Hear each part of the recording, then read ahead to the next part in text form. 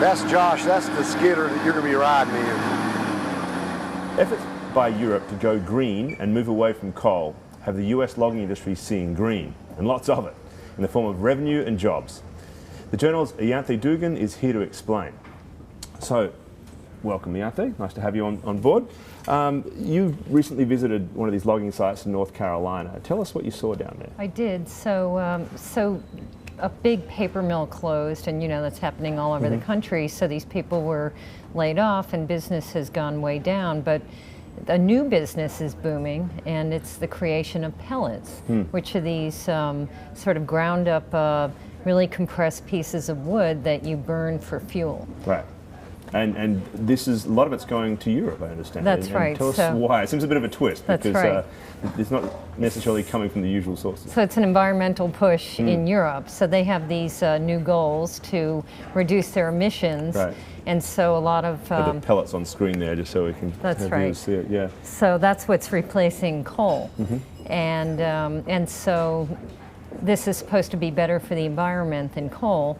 But down south, all of these trees are being cut down, so some environmentalists are getting concerned about that, but it's also like creating I read this jobs. and thought, you know, come on, this is a little bit kind of ridiculous. You've got, Europe has stricter rules on what can be done in terms of forests and clear felling towards the United States, and that somehow allows Europeans to therefore be, you know, environmentally friendly in their production by taking it from the US.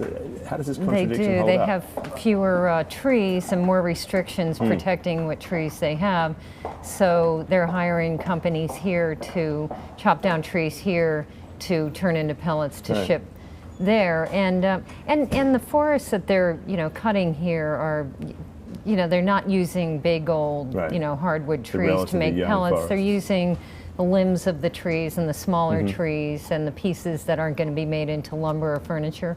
But still, it is sort of an ironic twist. Right. I mean, if, of course, you know, cutting trees itself has a problem in terms of CO2 emissions, you would think that that would be an issue. But how big is the difference between, you know, what they're burning in terms of these pellets and coal? Is there a big carbon saving there? Well, that is sort of debated.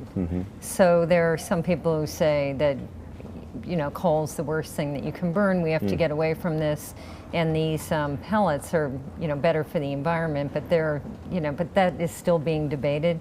And in fact, Europe is still ironing out its rules and regulations around that. So it's sort of this period of time where things are kind of in flux, and the pellets are going overseas by the tons.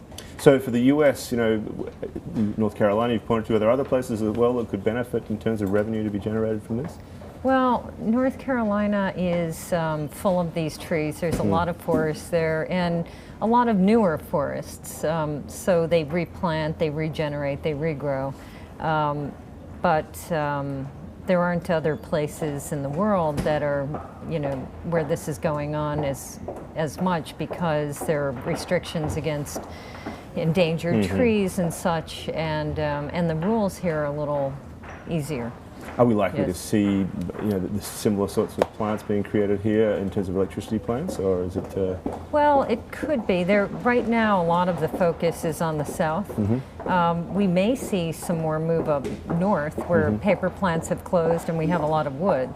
So yes, I think the pellet industry is booming, and the pellet makers are, you know, opening up plants. And there's actually some European companies looking to come here and open plants directly rather than import. Okay, well, thank you so much for that, and thank you for the video that you shot that can be seen online. We appreciate your time, Ianthe.